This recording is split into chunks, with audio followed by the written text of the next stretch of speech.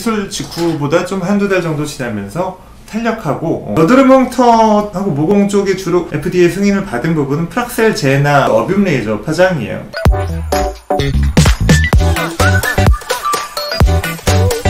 오늘은 피부과 인기 레이저와 시술들에 대해서 간단하게 다 정리를 해볼게요. 요즘 인기 있는 장비들 먼저 얘기하고 그 다음에 대표적인 고전적인 시술들 이어서 세계적인 리프팅 시술은 서머지하고 일단 울세라가 있습니다. 서머지 시술 같은 경우는 이미 나온 지는 10년 정도 더 됐어요. 더 된 리프팅 시술인데, 서머지가 서머쿨 TC 1세대라는 장비에서부터 2세대 NXT, CPT, FLX 장비까지 나왔고, 요즘에는 서머지 FLX라는 장비 이용해서 리프팅을 합니다. 리프팅은 우리말로 번역하면 탄력 개선 정도가 될 거예요. 이 나이가 들면서 피부가 좀 처지잖아요. 처지고 그 다음에 잔주름도 같이 생기는데, 리프팅의 기본적인 목적은 처진 피부를 올려주고 그 다음에 잔주름까지 개선해주는 시술입니다. 그런데 서머지 같은 경우는 고주파 에너지라는 거를 기본적으로 사용을 해요.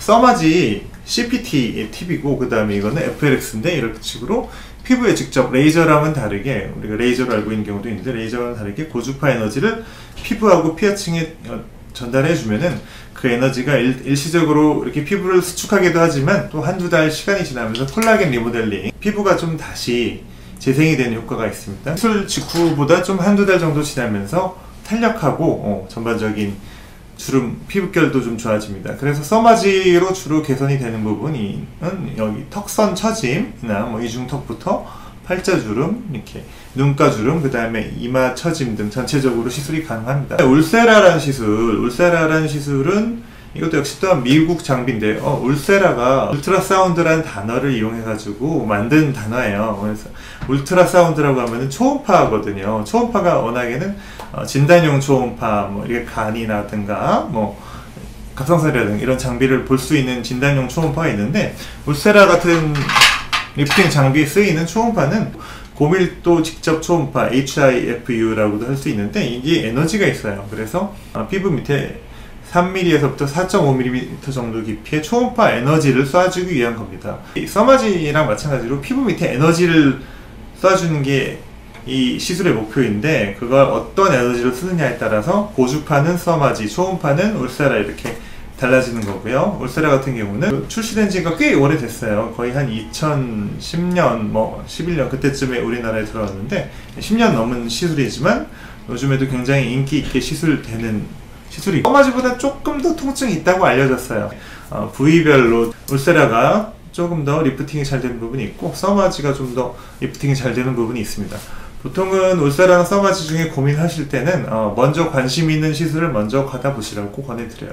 그 다음에 얼굴에 볼살이 좀 있는 편이면은 울세라, 볼살이 조금 적은 편이면 서머지를 먼저 권하는 편입니다. 슈링크하고 더블로에 대해서 이야기를 안 할 수가 없는데요. 슈링크 시술 같은 경우는 역시 초음파를 이용한 리프팅 시술입니다. 슈링크의 목적도 울세라와 굉장히 유사하게 처짐하고 팔자주름, 눈가주름 같은 잔주름 이걸 개선하는 목적이고요. 울세라 장비는 미국 장비고, 우리나라에서 울세라 비슷하게 하이프를 이용해서 리프팅, 주름 탄력 개선을 위해 나온 장비가 원래 더블로가 먼저 있었고, 그 다음에 울트라 포멀한 장비가 있었는데, 울트라 포멀한 장비의 나중 버전이 슈링크라고 합니다. 더블로 같은 경우도 요즘 더블로 골드라는 장비로 바뀌긴 했는데, 예전 장비와 좀 큰 차이는 없고, 역시 울세라 비슷하게 깊은 리프팅을 위한 트랜스듀서, 주로 아래쪽을 쏘겠죠? 그게 있고, 그 다음에 3.0mm 트랜스듀서, 약간 잔주름이나 얕은 리프팅을 목표로 하는 트랜스듀서 두 가지를 다 씁니다. 슈링크가 조금 더 통증이 더 있는 편이고, 더블로는 조금 더 받기 편한 편이에요.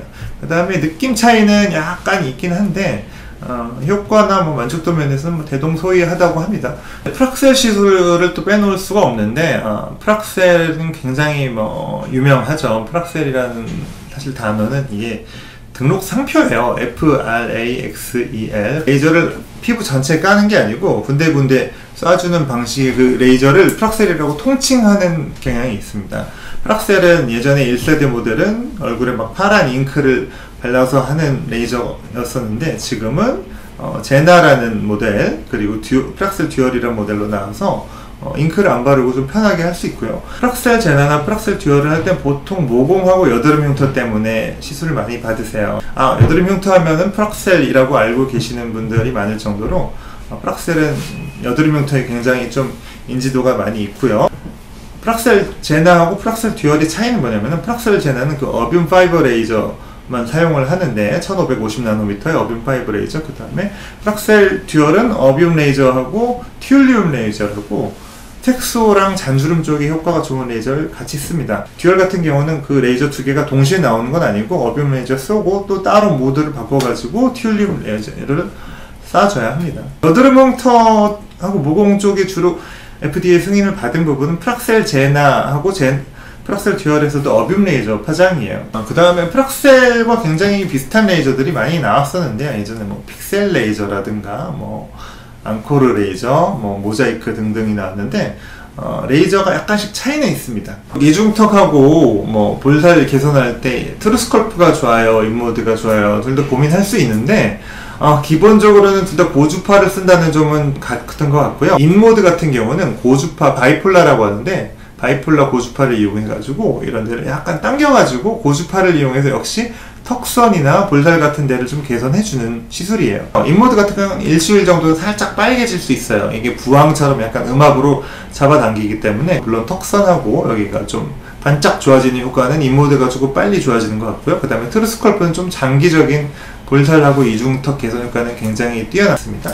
트루스컬프 같은 경우는 큐테라라고 그 XLV 같은 레이저 나오는 유명한 회사에서 나오는 고주파 시술인데 이쪽 볼 같은 데 되면은 고주파 에너지를 쏴가지고 일단 지방을 조금 이렇게 줄여주고요. 그 다음에 탄력까지 같이 개선해요. 고주파 시술 중에 엑센트 프라임을 이용해서 튠페 모모라고 부르기는 하는데 엑센트 프라임이라는 그 고주파 시술을 이용해가지고 전체 시술하는 방법도 있고요.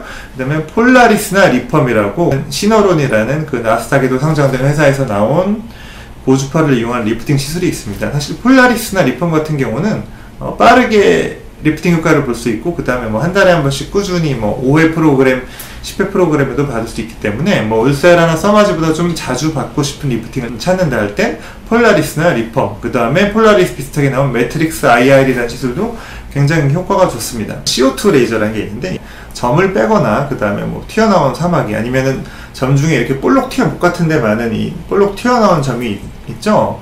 딸기향 혈관종이라고 영어로는 뭐 체리 엔지오머라고 하는데 그런 점들 개선하는데 굉장히 간단하게 할 수 있고요. IPL로 얼굴 전체를 다 쏘면은 빠른 속도에 전체적인 잡티나 얕은 색소들, 주근깨는 잘 개선을 할 수가 있습니다. IPL만 쓰지 왜 다른 토닝 같은 장비, 뭐 XLV 이런 게 피코 토닝 이런 게 왜 나오느냐, 그거를 다시 여기서부터 설명드릴 텐데요. 레이저 토닝 같은 경우는 워낙에는 엔디아그 레이저라고 문신을 제거하는 레이저였는데 이 레이저의 기술이 발달해서 펄스를 좀 짧게 줄이면서 레이저 토닝하면 기미, 안색 개선으로 알고 있습니다. 다양한 회사에서 좀 많이 나와 있고요.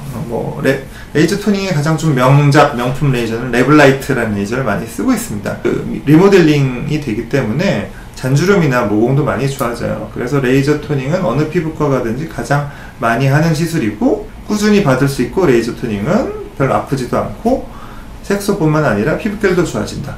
그 다음에 피코토닝. 피코토닝은 뭐냐? 피코토닝은 레이저 펄스가 이렇게 사각형으로 나간다고 하면은 이게 좀 좋은 토닝 레이저는 이게 나노 초단인데 그거보다 더 짧아졌어요. 피코 초단이. 길게 치는 게 아니고 피코토닝은 빠르게 푹 치고 나오는 건데 그런 식으로 짧게 레이저, 피코 초단위로 레이저를 쏘면은 개선이 잘 안 되는 김이나 작은 미세한 색소 입자까지 개선이 될 수가 있어요. 그 다음에 이것도 또한 리모델링 효과도 있기 때문에 피코토닝 또한 주름살이나 모공 개선 효과도 있습니다.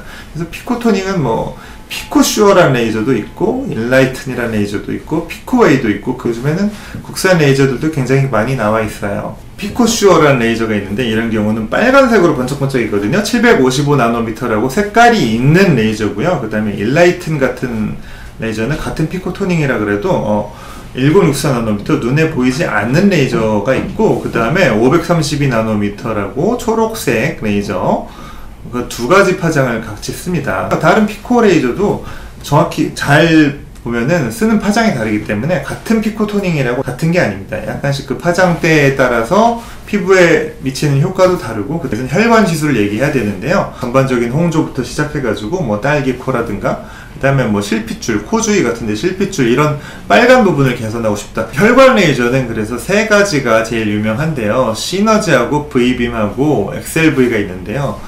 시너지하고 V빔은 둘 다 펄스 다이 레이저라고 580에서 590나노미터대의 레이저를 이용해가지고 쏩니다. 엑셀V 같은 경우는 532나노미터하고 1064나노미터를 이용하고요. 532나노미터대를 조금 더 선호하는 편입니다. 이쪽 파장 레이저가 빨간색하고 검은색이 둘 다 흡수가 잘 되기 때문에 우리 홍조나 말초혈관 계산하는 데는 엑셀V 괜찮고, V빔이나 뭐 시너지 같은 레이저도 전반적인 홍조 개선과 혈관 개선을 위해서 사용할 수 있고요. 물론 부가적으로 잡티도 좀 좋아지고 전반적인 피부결도 좋아지는 효과를 기대할 수 있어요.